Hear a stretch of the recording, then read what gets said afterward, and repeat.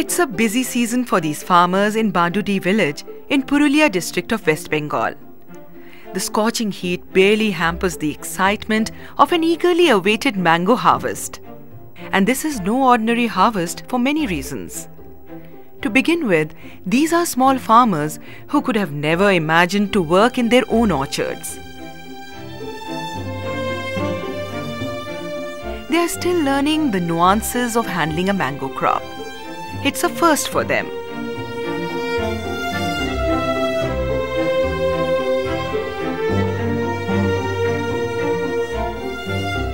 Moreover, this sprawling stretch of orchards is flourishing on what used to be an endless terrain of barren land a few years ago.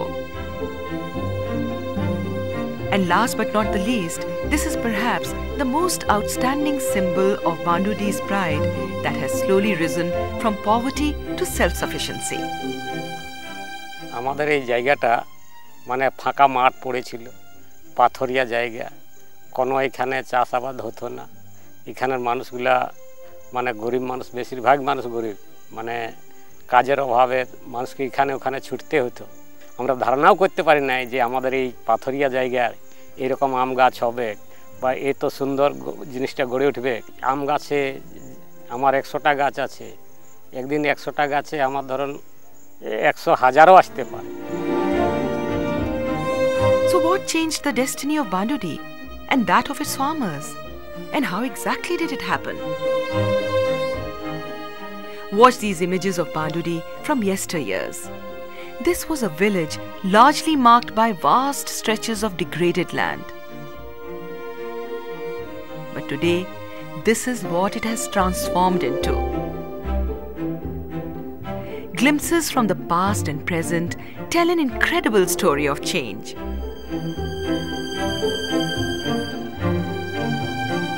And it all started when a voluntary organization called Pradhan brought together nearly 350 small and marginal farmers under a watershed program. When it started work, the idea was simple. In this particular part of our country, every step, every square meter of land gets about 1,000 to 1,500 kg of water, 1 ton to 1.5 ton of water every year. But still our farmers fail to reap a crop. Converting that rain and this much of potential in soil, and we get 12 months bright sunshine. So what else we need to produce biomass? That was the thinking. How to use this huge amount of water and this land to produce something which will meet the need of the farmers here, who are very poor anyway. The initiative in Purulia became a testing ground for a larger vision that Pradhan had set for itself. It was to find solutions of livelihood for the vast number of poor living in the agro-climatic zone 7 of the country, comprising the southwestern districts of West Bengal, Jharkhand, non-coastal Orissa, Chhattisgarh, and a few districts in eastern Madhya Pradesh and eastern Maharashtra.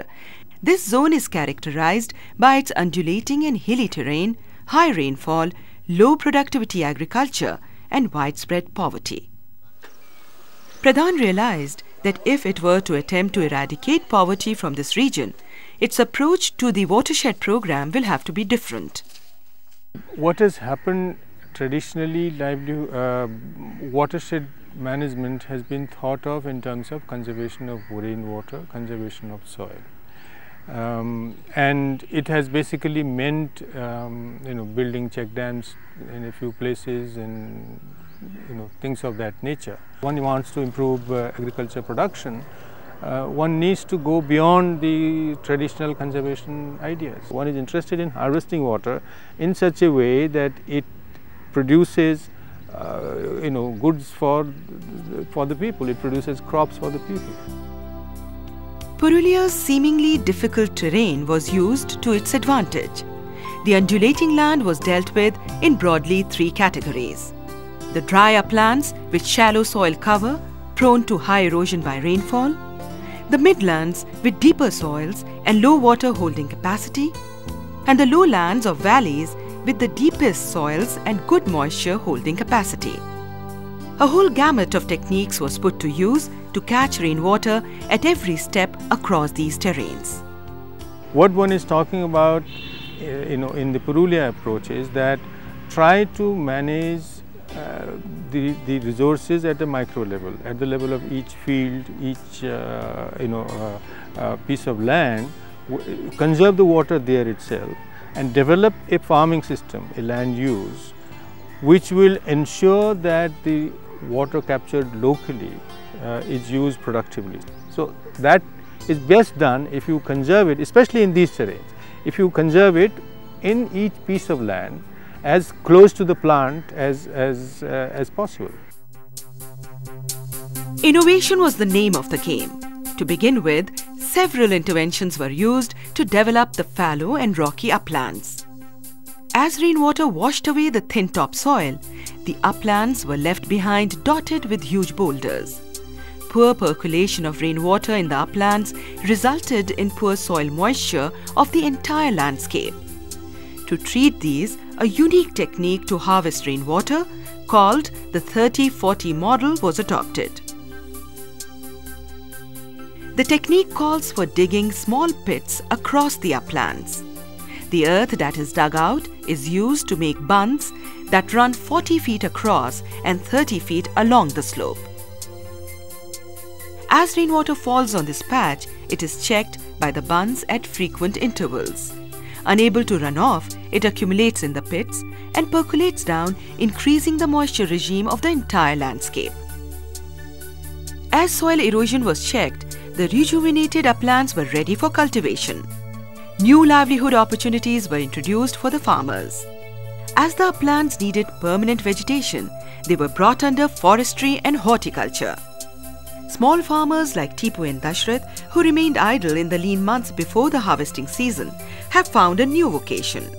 They have been trained to rear silkworms on Arjun trees that were planted in their uplands. Host for tussar silkworms, Arjun is a hardy tree that grows well in shallow soils on dry lands.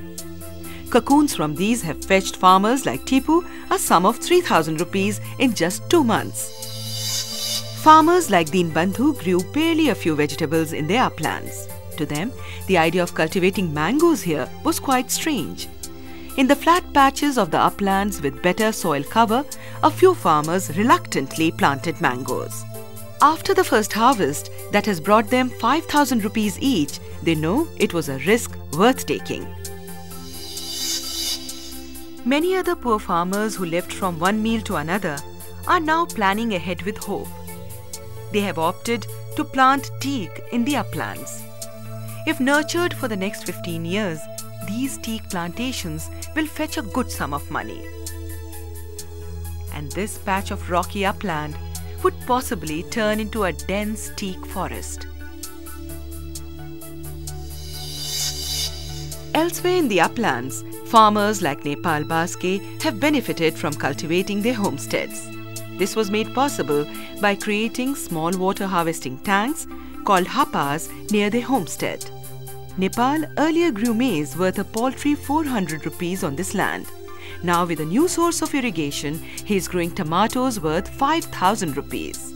His wife Urmila, who was earlier forced to leave home with him to search for wage labor, now looks after the lemon orchard in the backyard of their home. In the remaining patches, a kind of grass called sabai was planted to regenerate the uplands. Many farmers use it as a raw material for making ropes for domestic use and also sell it commercially. In the Midlands, a technique called the 5% model proved a lifesaver for the paddy farmers. Pradhan convinced a few of them to spare 5% of their paddy fields to make deep pits which could store excess rainwater. The idea was that every plot should have its own water body that holds rainwater, which otherwise flows out as runoff. Initially reluctant to spare their land, farmers soon realized its worth. When the rains failed during the critical paddy flowering period in September, the stored water in the 5% pits saved their entire crop. In the lowlands, an alternative technique of rice farming called the System of Rice Intensification or SRI became hugely popular with the farmers. Among its greatest proponents are Subhadra Murmu and her husband Purnachand. Under SRI, their paddy yield has tripled from just 4 to 12 quintals. Brimming with confidence, Subhadra now trains farmers from other villages in this simple technique. আমি দিদি দাদারাকে এরকম আমি বলিয়েছিলি যে তোরা এরকম করো।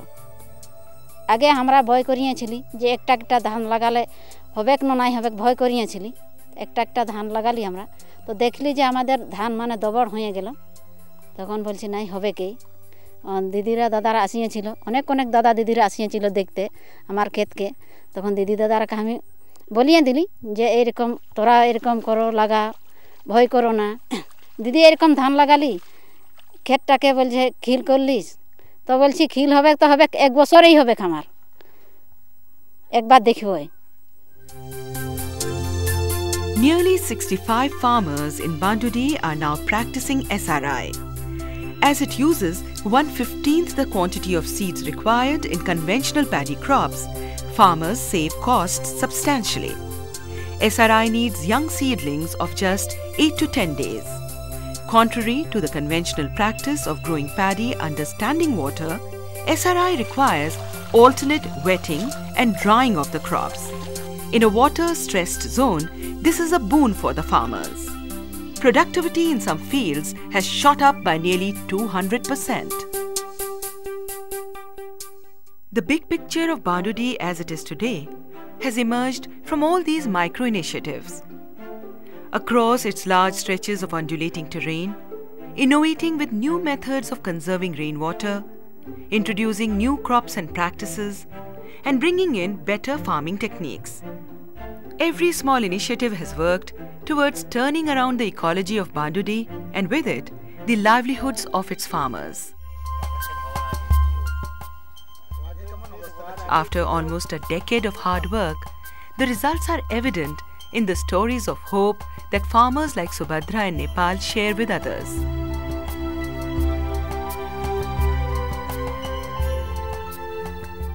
এখানে মানুষের পরিবর্তন হয়েছে, কাজ পেয়েছে, কাজ পাচ্ছে এবং জমিতে চাষ করছে। মানে এখানে প্রায় 12 মাসের খাবার মোটামুটি হয়ে গেছে, এরকম হয়ে গেছে আর কি। এখনও আবার হবে, তো একটু সময় লাগবে আর কি। তো এখানে আগে যেভাবে বাইরে কাজ করতে যাচ্ছিল সেটা বন্ধ হয়ে গেছে। Pradhan continues to mobilize farmers in many new villages. But it's never easy. Just as they started in Bandudi, it means meticulous planning with every family on each plot of land in every new hamlet. It needed a lot of discussion, exposure,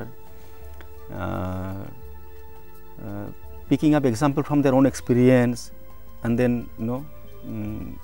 interpreting it in the new language. If I first go out and sit on a piece of wasteland and ask them what can be done here, they say nothing can be done. Bringing these communities to a level of initiative when they can think that these activities would actually benefit them, and in the long term, that's the most difficult thing. And in addition, one of the most important things is also bearing the cost of it. If we fail to mobilize minimum investment required to develop resources, we can expect these poor people to invest their surplus, which is hardly there. The investments that are available presently for watershed development from the government are about 6,000 rupees per hectare.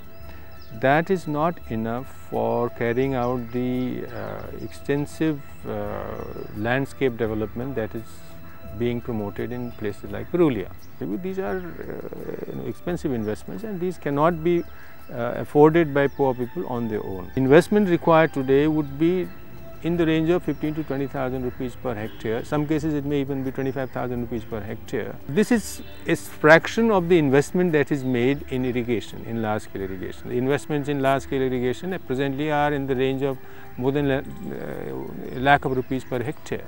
If you can make these kinds of investments in large scale irrigation, why can't you make a much smaller amount of investment in case of terrains where large scale irrigation is not possible? If Purulia's story is to be replicated widely, it calls for a major shift in perceptions and policies. Watershed programs will have to work towards creating livelihoods for the rural poor. All stakeholders, including the government, the financial institutions and committed NGOs, will have to join hands to achieve the goal of ending poverty and hunger in rural India.